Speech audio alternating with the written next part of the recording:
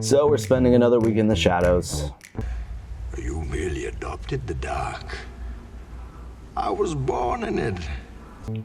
I apologize. I will get this fixed soon. I just got to figure out what to do about my key light so that my panel light can finally move over to being my fill light. Anyway, what we have today is a breakdown of some of my favorite watches in 3 different price ranges. I actually put this together for my boss, who was talking to me the other day about getting a new watch.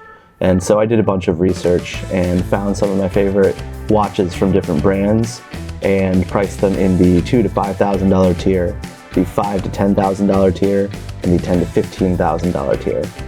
These are watches that I absolutely cannot afford right now.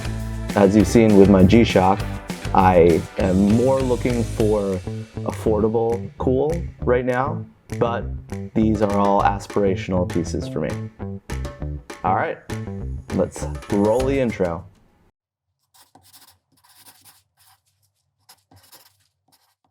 All right, let's get into it.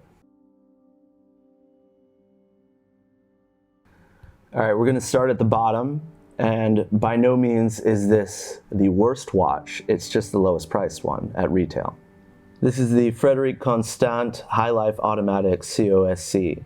This watch retails for $2,195. It's got a beautiful blue dial in the reference that I've chosen, and that dial has some nice finishing to it. It has a classic 70s style integrated bracelet that you'll see with brands such as Patek Philippe or Audemars Piguet, and it's COSC certified. What that means is that the movement has been certified by the external organization COSC for precision and accuracy. You find this certification on a lot of higher end watches, and a lot of brands will internally certify their watches, but COSC certification is something that you can really stand by for the accuracy and precision of your watch. Next up, we have the Hamilton Intramatic Auto Chrono. The specific one that I've chosen is $2,245. It's a panda dial with a sort of a off-white dial and black chronograph subdials. It looks similar to the face of a panda, and that's why they're called panda dials. What's interesting about this watch is that it's a modern interpretation of the classic chronograph from the beginning of automatic chronographs. There was a race in the 60s between watch brands to create the first automatic chronograph. Previous to this, they had all been hand winding. And Hamilton was one of the first to get it done, and this is an homage to that watch. Next up, we have the Doxa Sub 1500T Professional. Professional in this case means the color. They name all of their color variants with different names, such as Caribbean for their blue, or in this case, Professional for their orange. Orange is actually the color that Doxa is best known for. So if I were to buy this watch, I would definitely be buying it in orange. The Sub 1500T retails for $23.90. and it carries with it the heritage that is Doxa. In the 50s and 60s, only 3 brands were getting serious about making divers. That was Rolex, Blancpain, and Doxa.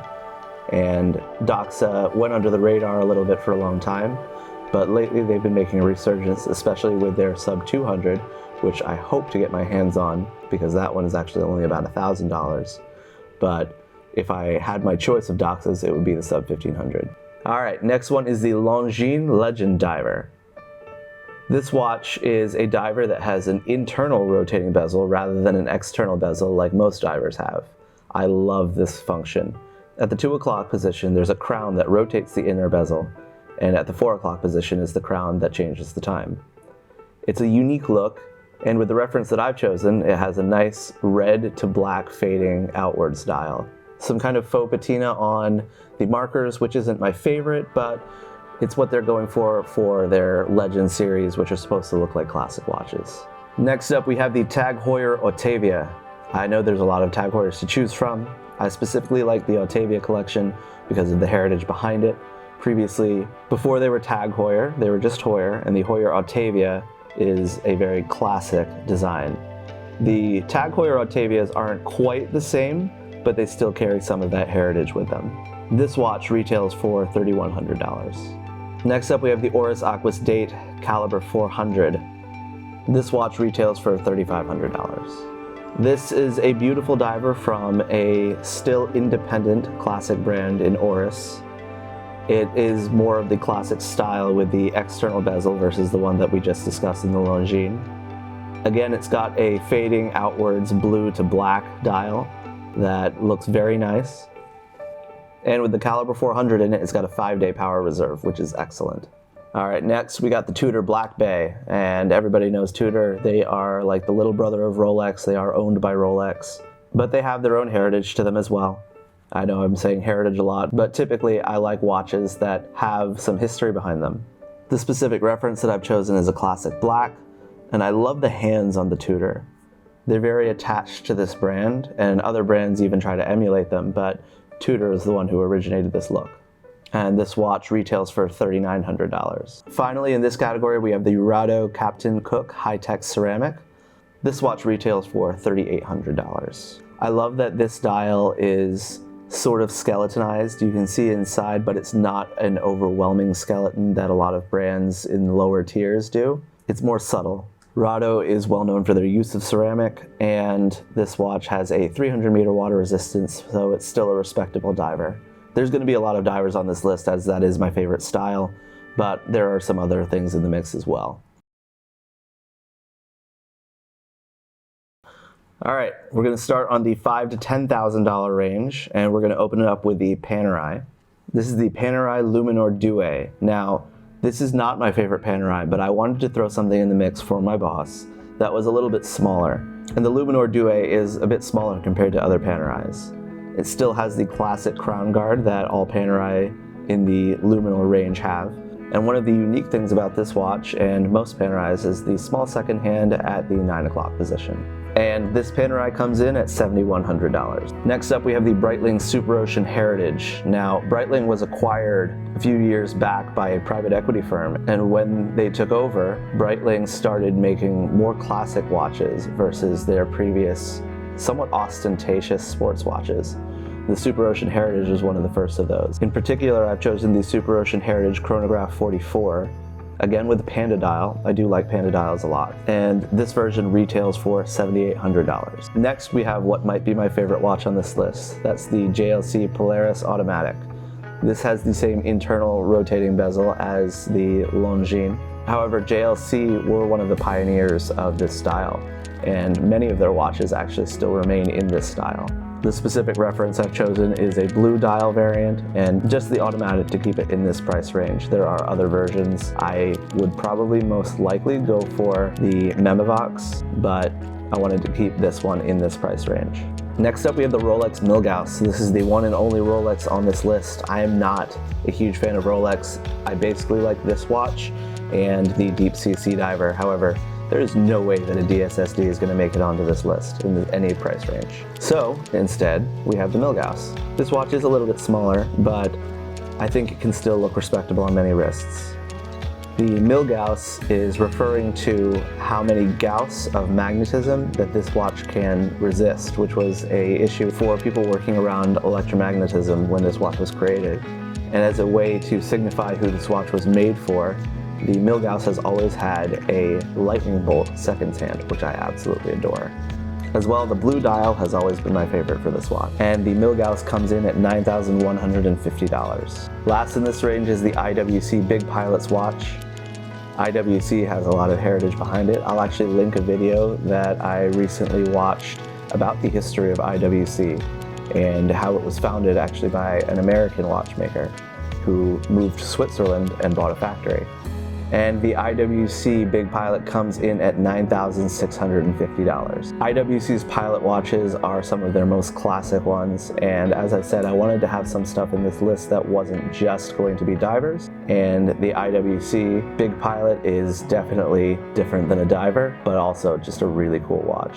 The Pilot or Flieger watches were made for, obviously, pilots, and they have big legible numbers and indices in order for a pilot to be able to read them quickly and accurately. All right, now we're into the $10,000 to $15,000 range. First up in this range, we're going to talk about the Piaget Polo Date watch. This watch has a case that is somewhat similar to the Patek Philippe Nautilus with its rounded rectangular design. The bracelet on this watch looks gorgeous, and I've chosen a reference with a blue dial. This watch retails for $11,600. All right, this watch is one of the most interesting watches on the list. That'll be the Bulgari Octofinissimo S. This watch retails for $12,200. This watch is octagonal in shape, similar to my own G-Shock or the AP Royal Oak. However, it's very, very different from those watches. The octagon is encased within a square, and then there's an integrated bracelet. The interesting thing about the Bulgari watches is that they are some of the thinnest watches ever made. And one of the ways that they do this is that instead of having the large rotor that winds an automatic watch, Bulgari uses a small rotor offset and integrated into the movement rather than above it. And this allows their watches to be extremely thin. Second to last on this list is going to be the Zenit Chronomaster Sport. It is a chronograph with a white dial and 3 different colored subdials, one in kind of a whitish silver, one in sort of a graphite black, and one in a bright blue. I don't particularly like chronographs that have different color subdials from each other, except for this watch, because this watch has a lot of history behind the El Primero line, and they execute it very well. This Zenit retails for $12,800. All right, we're at the last watch. This is the Omega Side of the Moon Speedmaster. The Speedmasters have a ton of history behind them. They were the first watches on the moon with the classic Speedmaster that is now known as the Moon Watch. Omega did release a ton of special editions of the Speedmaster, and it's kind of not devalued, but maybe made it harder to get behind this family of watches. But when they released the Side of the Moon collection, it was an instant hit. The particular reference that I've chosen is a medium to dark gray case with a medium to light gray dial. There are versions with much darker dials. There's even one with a meteorite dial, but this one I think is subtle yet still really cool. This version of the Side of the Moon Speedmaster retails for $14,500. And that about covers it. So I'm going to link to a PDF guide to these watches below. It'll have the names, pictures, and prices of these watches. And if you have any questions or any suggestions, please leave them down in the comments below. I'd love to hear about what watches you guys like, or if you don't like some of these choices, let me know why. As always, if you enjoyed this video, please like, share, and subscribe. It's really going to help this channel grow further. My first video is approaching 1,000 views, which is huge. I don't know why that one in particular is approaching 1,000 views, but I am not complaining. Hopefully people keep wanting to watch about the Fujifilm X-T30 that I shoot on. All right, have a great one.